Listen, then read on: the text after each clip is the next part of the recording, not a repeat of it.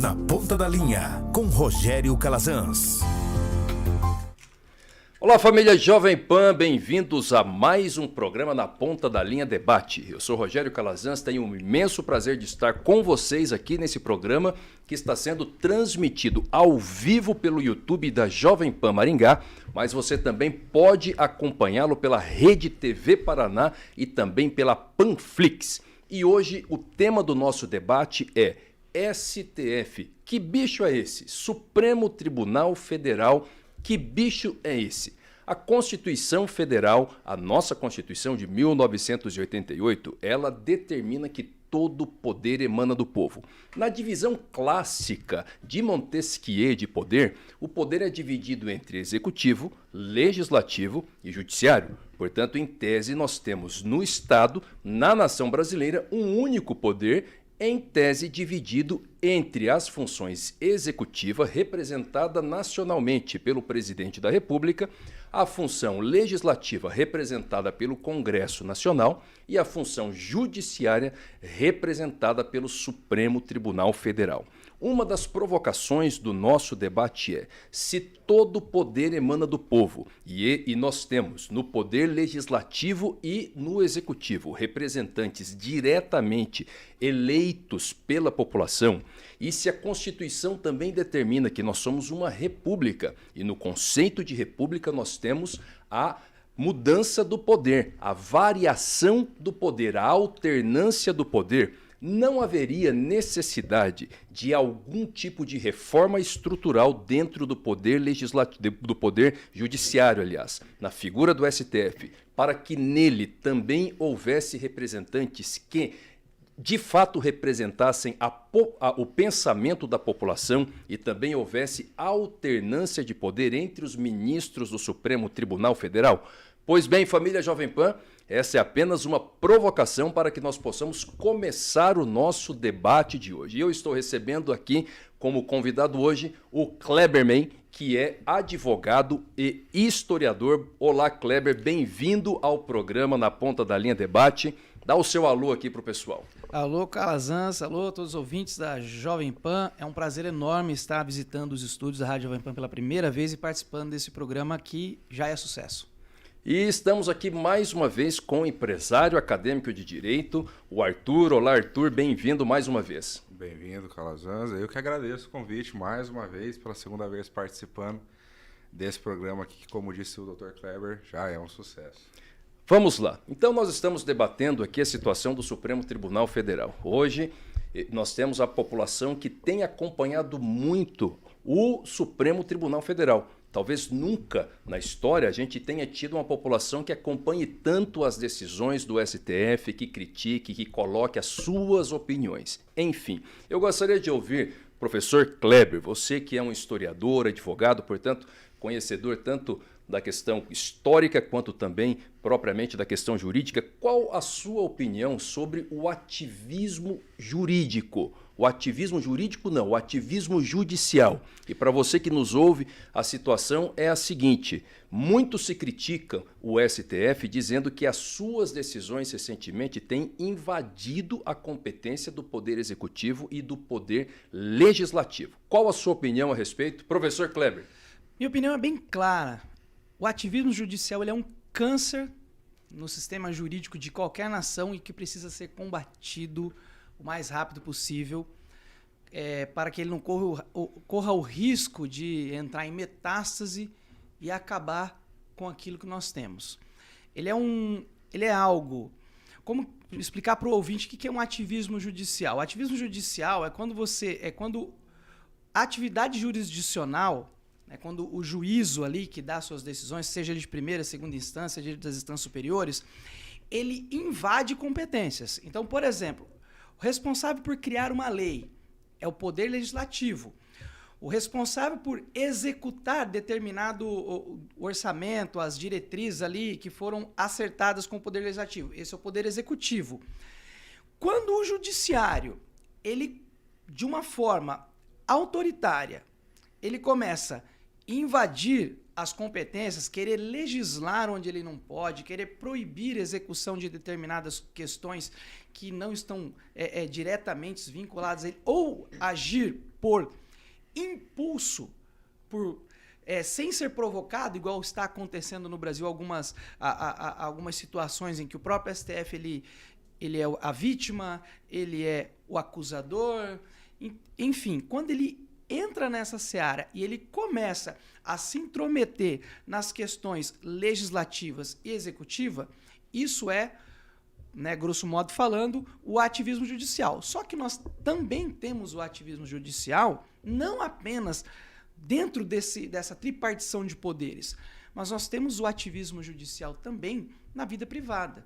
É quando o judiciário ele é utilizado não para garantir direitos, não para efetivar direitos, mas ele é utilizado para engenharia social, para impor comportamentos, para transformar instituições, para transformar famílias, para transformar comportamentos diversos. Isso, para mim, é algo que necessita de um debate mais amplo e combater determinada essa invasão de prerrogativa. Tá perfeitíssimo. E, na sua opinião, então, tem havido esse ativismo judicial? Sim, e não é de agora. O que a gente pensa, que o STF, que o juiz...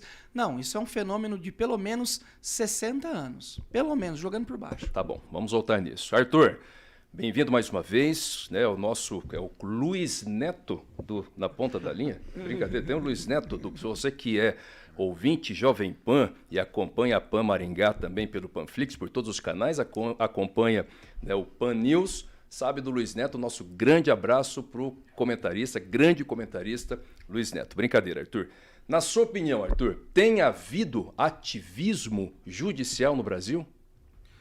Olha, primeiramente eu acredito que sim, como o Dr. Kleber colocou, né, de maneira brilhante, existe esse ativismo judicial, mas eu acredito que isso veio aumentar pós-pandemia. Pós-pandemia, um período de pandemia no Brasil, isso vem tomado proporções, eu acho que de maneira mais intensa do que anteriormente. Então, nós vimos aí ultimamente pessoas sendo presas em rua, em praças, em repartições públicas, simplesmente pelo fato de não usar máscara, ou simplesmente pelo fato de não compactuar intensamente com as regras que estavam sendo exigidas, né? Então, o poder judiciário hoje, ele se tem um poder, né, não tão visto como antigamente. Então, por exemplo, nós temos decisões sendo proferidas por juízes, para juízes, não somente o Supremo Tribunal Federal, mas em juízes de primeira instância, segunda instância, que tem um peso nas nossas vidas que nós não víamos antes. Então, por exemplo, o prefeito vai lá e estipula um decreto, alguém discorda desse decreto, o judiciário vai lá e impõe uma decisão diferente, esse decreto tem que ser suspendido, tem que ser feito com outras regras, com as definições que o juiz entende.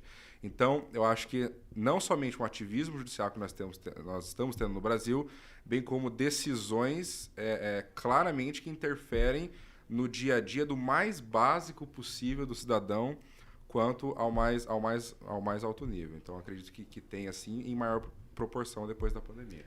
Maravilha. A questão é a seguinte: se tem ativismo judicial, eu quero debater com vocês a questão da democracia. Como é que funciona? A Constituição diz que todo poder emana do povo. E, supostamente, essa tripartição de poderes, ela existe para assegurar a democracia. Foi isso que o Montesquieu falou ali. Então, a gente tem executivo com funções muito bem definidas, legislativo com funções muito bem definidas e, em tese, judiciário com funções muito bem definidas. Como é que fica a democracia diante do ativismo judicial? E eu queria que vocês fossem claros, na medida do possível, usando inclusive exemplos, para que o nosso ouvinte, quem nos assiste também pela Rede TV, pela Panflix, enfim, né, compreenda isso. Certo? Como é que fica? Professor Kleber, como é que está a democracia? Eu posso afirmar que a democracia brasileira está, de certo modo, ameaçada por conta desse ativismo judicial que tem havido? Olha, primeiramente, para algo estar ameaçado, precisa existir. A democracia não existe. No Brasil não existe. Não vem dizer para mim que o Brasil existe democracia, Estado de Direito, que você pode pegar a mesma demanda em locais diferentes, em comarcas diferentes, estados diferentes, que vai ter uma decisão na cabeça de cada juiz diferente, interpretando uma coisa diferente. Então, você não tem segurança jurídica. E com relação à democracia, olha o que acontece. Nós tivemos em 2018 uma eleição de uma pessoa que até então, do ponto de vista da executiva nacional, ninguém imaginava que essa pessoa seria eleita. Né? Tivemos a eleição do presidente Bolsonaro. Beleza. Ok.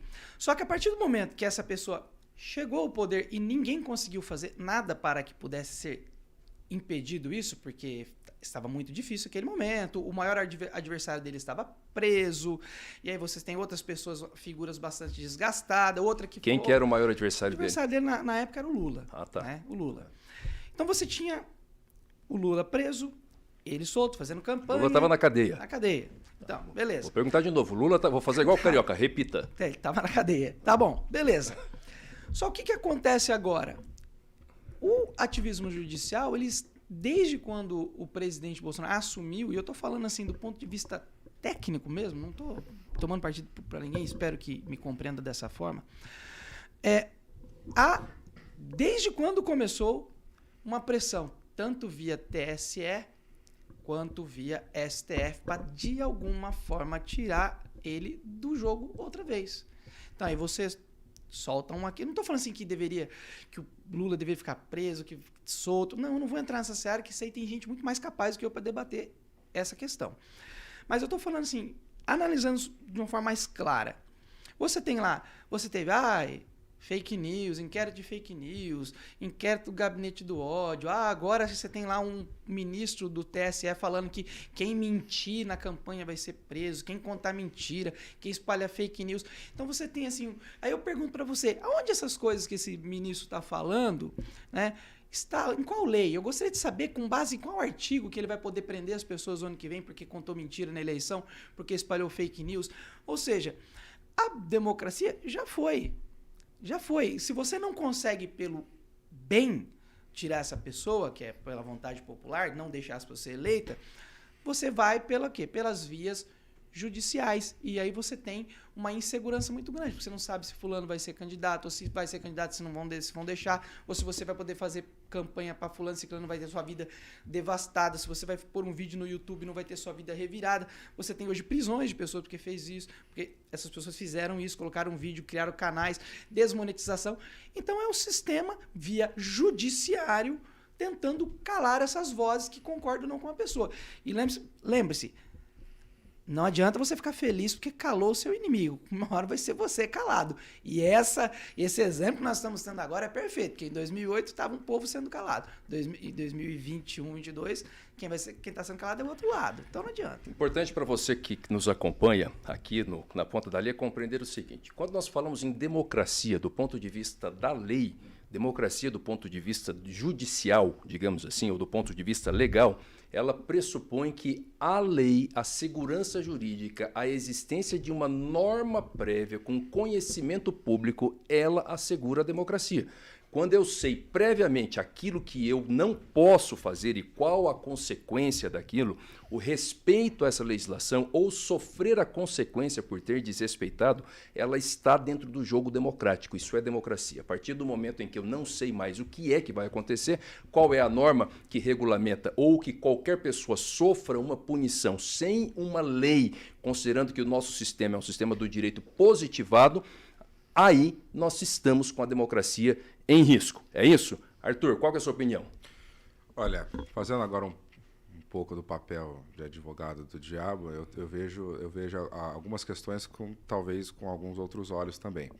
É claro que o Supremo Tribunal Federal, além dos seus erros, né, que em grande parte se tornou grande proporção, mas vale lembrar também que o Supremo Tribunal Federal é uma instituição relativamente séria, né? Ela precisa existir.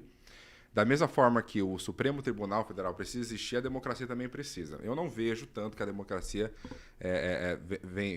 não exista no Brasil, porque não à toa que nós tivemos eleições todo esse tempo, e um candidato que a grande mídia, o Supremo, os grandes poderosos não colocavam credibilidade na eleição dele, ele foi eleito pelo povo e assim o fez. Então, eu não condeno a democracia brasileira porque ela é muito jovem. Ela é muito cedo, ela não tem idade madura como Então, mas por você exemplo, considera dos grandes. qual que é a idade dela? Qual que é o nascimento dela? A democracia foi iniciada, de fato, no Brasil na direta já após ditadura militar. Tá, mas e o período? Desculpa te Ali interromper. nós tivemos a democracia Mas e de fato aqui o nesse país. período pós-proclamação da República? Como é que fica? Porque eu, particularmente, escuto muito isso também. A democracia jovem, porque começou no período pós-ditadura. Mas peraí, se a gente analisa a história do Brasil, eu vou ser ousado aqui de falar isso na frente de um historiador. Eu não tenho, reconheço que eu não tenho autoridade para isso, tá, professor Kleber? Mas, enfim...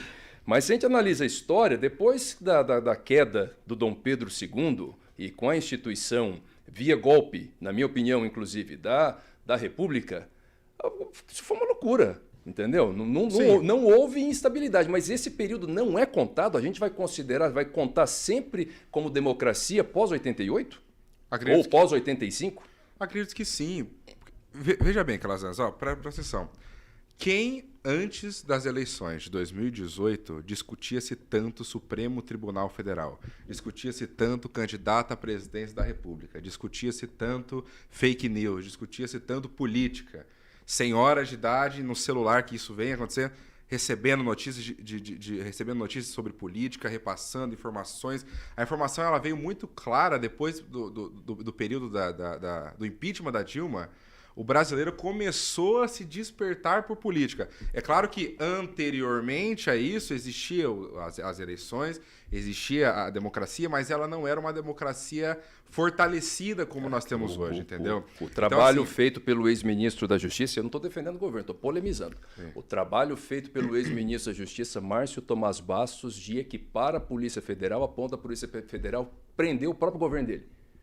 Conta nisso? Não seria isso aí, então, com uma parte final disso? Porque começou todo o trabalho de mensalão, enfim, entendeu? Porque até então, no governo Fernando Henrique Cardoso, por exemplo, a Procuradoria-Geral da República era a Engavetadoria-Geral da República. Eu acredito que ainda os escândalos do governo Fernando Henrique, e não estou falando isso para defender nenhum governo, é só para a gente pautar o debate, entendeu? Mas os escândalos do governo Fernando Henrique de... anões do orçamento, Civan, você é mais novo aí, você era novinho nessa época, né? Eu me lembro muito bem disso. Mas, enfim, não resultou em nada, entendeu? Então, nós tivemos um fortalecimento da Polícia Federal nos anos 2000, que acho que a gente também precisa reconhecer isso, entendeu? Que uma certa autonomia que permitiu que a polícia, inclusive, prendesse o próprio governo. Sim, não, é claro que no decorrer dessa democracia existiu fortalecimentos, coisas que nós não víamos antes, mas eu estou falando... A participação do povo, de fato, a democracia, no sentido estrito da participação soberana do povo na política, nas decisões, nas informações, no noticiário, e isso, ao meu ver, é muito jovem, o brasileiro. Eu posso pegar, por exemplo, o meu exemplo. O meu exemplo, antes do impeachment da Dilma, eu, minha família, os demais conhecidos, nem comentavam política. Política era aquele velho tabu. Política, religião e futebol não se discute. Não se discute porque quem sabe é eles lá que estão eleitos. Nós não sabemos muita coisa. Depois que veio essa ruptura que o PT trouxe com o escândalo de corrupções, bilhões de viagens da Petrobras, mensalão, petrolão, que o povo começou a despertar o que acontece nas instituições, e isso para mim é um grande exemplo do que é uma democracia representativa, que é quando o povo está alerta com o que acontece nas instituições. Qual que é o papel do STF nesse meio todo aí? Você acha que ele contribuiu... mais ou menos ou não? Aí que vem a ideia no sentido de que, da mesma forma que existe o ativismo judicial, existe também o ativismo político, isso aí nunca deixou de ter. Então, por exemplo, enquanto o Lula estava sendo julgado pelo STJ e pelo próprio Supremo Tribunal Federal, sendo condenado por isso, todo mundo estava na torcida. Quando o Supremo Tribunal Federal hoje... claro que existem críticas dos dois lados e nós podemos validar isso de forma cega e ponto, acabou. Mas da mesma forma que assim eles o fizeram com o ex-presidente Lula, hoje também eles fazem com algumas decisões que o Congresso ou que o próprio presidente Jair Bolsonaro comete e que não tem, ou que tem o mesmo peso politicamente. Então, por exemplo, quando o Supremo Tribunal Federal condenou o Lula, todos estavam com o Supremo Tribunal Federal. A Carmen Lúcia deu um voto maravilhoso, ela é uma mulher esperta, não sei o quê. Quando acontece alguma coisa com aquele partido, com aquela pessoa que você gosta ou que você não gosta, aí as coisas começam a ser diferentes. Então, o ativismo político ele vem bem acompanhado com o ativismo judicial. Isso é claro que não dá para excluir que o ativismo político de todos os ministros do Supremo Tribunal Federal também veio à flora nesse período. Tá, eu posso concluir, rapidinho, professor, eu posso concluir que você entende que, por conta do ativismo político, isso relativiza um pouco esse ativismo judicial que foi pautado pelo professor Kleber. Sim, um relativiza o outro. Tá. O que você acha? Uma questão que eu queria colocar com a fala do Olenik é o seguinte. Se a gente for entender assim, a democracia começou de 88 para frente. Pô, a gente tem uma Constituição que foi de 1824 a 1889, que foi considerada uma das mais liberais do mundo. Nós tivemos o governo mais longevo da história, que foi Dom Pedro II. Nós tivemos, naquela época, um código penal que foi feito, um código de processo penal também, ali que tinha todas as... vamos entender assim, de acordo com as demandas daquele período, era o que tinha de bom para aquela época, né? Você tinha as ordenações, você tinha as consolidações de direito civil, você teve um monte de coisa durante o Império e o pessoal... aquilo ali era democracia. A mulher não votava nos Estados Unidos também não. Nos Estados Unidos, nem por causa disso, o americano fala que a democracia deles começou a partir de 1920, 1930, né? A gente tem isso. Agora, com outra questão que ele apontou, que eu acho muito importante. Mas hoje todo mundo conversa, fala de política. Isso é fruto do ativismo político e judicial. Hoje você não consegue ir na igreja, cara. Que se o padre falar que a gente tem que dividir o pão, vai gente chamar o padre comunista. Hoje, se você for na escola, tem lá o professor ativista entrando com camiseta de sindicato, de greve, de não sei o quê, dentro da escola. Você vai as pessoas pararam ninguém mais conversa de futebol, ninguém mais conversa de pescar final de semana, ninguém mais conversa, o pessoal tá doente, a gente tá numa sociedade doente, uma sociedade democrática, não é uma sociedade que a gente discute política toda hora, mas assim, uma sociedade onde nós temos uma política muito bem organizada que nos permite não ter que falar de política toda hora. E com relação a de direitos, de julgamento, eu nunca questionei o fato do Lula ter sido preso ou solto por isso ou aquilo. Eu só lamento o fato do tiozinho que matou uma capivara com a 32 para comer não ter o mesmo direito, o mesmo julgamento dele. É isso que eu lamento. Acho que nós não podemos fugir desse debate, porque assim, no mínimo estranho, e a sociedade não entendeu isso ainda, independente de se concordar ou não. Como é que se tem uma pessoa, independente da condição dela, que foi condenada, que passou por todas as instâncias e depois, 3 anos depois da condenação, se tem uma absolvição dizendo que o órgão julgador de primeiro grau era incompetente? Ou seja, a fundamentação dessa decisão, ela é política sim. É algo inaceitável porque uma conclusão, se eu estiver errado, você me corrige aí, professor Kleber, porque da sua fala, uma conclusão que eu tirei é que o protagonismo do STF, do Judiciário, ele acontece com primazia quando ele não é debatido. Ou seja, porque ele mantém a sua função de zelador da Constituição, ele sempre tem uma função mais discreta. Ou seja, quando o Judiciário não aparece, ele está bem. Quando o Judiciário vem para a pauta, é porque a gente tem uma doença para ser resolvida. Você não vê nos jornais depoimento de juízes da Suprema Corte Americana aí, cada 2, 3 dias falando alguma coisa. Você não vê juiz da Suprema Corte Americana discutindo um caso que chegou para eles lá, dando entrevista, falando. Você não vê isso. É claro que o Supremo Tribunal Federal saiu da sua competência, né, privativa, que era simplesmente aparecer em assuntos relevantes, em principal de matéria constitucional. Eu acredito que o Supremo Tribunal Federal hoje participa de muitas outras discussões que não vem ao caso discutir, né? Isso aí é inegável. Mas ainda, é claro, eu não sei onde que o nosso papel como ativistas políticos, como ativistas que participam do debate público, da narrativa pública, deve se levar, se é para diminuir o Supremo Tribunal Federal ou avaliar e procurar soluções para o mesmo. Acho que a questão não é diminuir o Supremo Tribunal Federal. Bom, nós temos uma questão de tempo e eu quero perguntar a opinião de vocês de forma bem objetiva. Proposta de estabelecer mandatos fixos para os ministros do Supremo Tribunal Federal. É assim que acontece na Alemanha, por exemplo, e outros países ocidentais também. Qual a opinião de vocês?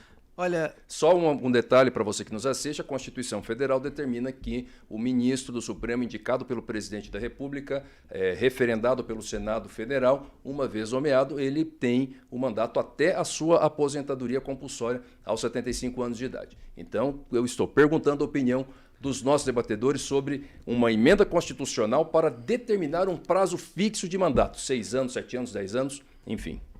me agrada muito o mandato. Me agrada muito, sim, a figura do juiz da Suprema Corte ali, do ministro, né, que tem um determinado período para ele exercer a sua função. Assim, o único ponto que eu vou falar assim, isso me agrada. Dos demais pontos, eu confesso que eu nunca me aprofundei para entrar nesse debate de se a Alemanha é melhor, se tal lugar é melhor, se o Brasil é melhor, não. Mas o fato de você estabelecer um mandato para essa pessoa me agrada muito. Isso é o único ponto que eu posso colocar hoje aqui. Mas eu vou estar falando besteira e não acho interessante. Arthur. Olha, pelo que eu já estudei um pouco do assunto, a minha visão é que estipular um mandato para o Supremo Tribunal Federal, ao meu ver, hoje seria perigoso. Eu me postaria contrário a estipular um mandato devido às funções e competências que um ministro hoje do Supremo Tribunal Federal lida. Eu acho que isso acabaria a ter mais ativismo judicial em favor de grupos políticos, estipulado um mandato para um ministro do Supremo Tribunal Federal, do que uma correção de falhas em decisões ou falhas de que o povo não está contente com as decisões que vem sendo com o Supremo Tribunal Federal. Vou dar um pequeno exemplo. Vamos supor um presidente da República que é eleito, tem o seu mandato de 4 anos. No primeiro ano, ele tem a oportunidade de nomear um ministro do Supremo Tribunal Federal. A partir daquele ano, a popularidade dele está alta e tal, ele até vem a se reeleger, certo? Se reelege, beleza. Ele vai ter um período de 8 anos com aquele ministro que ele indicou, estará faltando apenas 2 para ele acabar. Você acha que aquele ministro vai ser mais conivente com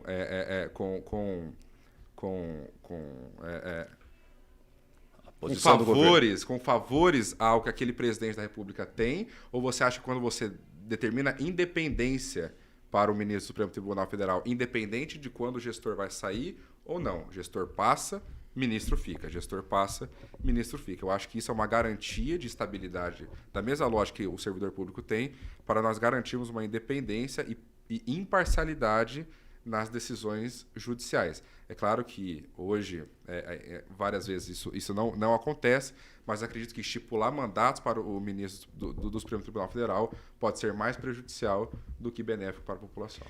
Pergunto eu a você, caro ouvinte Jovem Pan, você que nos assiste pelo canal do YouTube aqui da Jovem Pan, também pela Panflix, pela Rede TV, qual a sua opinião? Eu, particularmente, defendo, sim, a criação de mandatos fixos para os ministros do Supremo Tribunal Federal e você ouviu aqui a opinião dos nossos debatedores. Qual a sua opinião? Você que nos acompanha aqui no programa Na Ponta da Linha, você precisa sempre se lembrar que nós não temos nenhum compromisso com a imparcialidade. O nosso compromisso é com a opinião e a opinião fundamentada sempre em argumentos verdadeiros e profundos, para que possa contribuir com a formação da sua opinião. Muito obrigado pela sua audiência e fique sempre conosco aqui na PAN, a rádio que virou TV. Um grande abraço.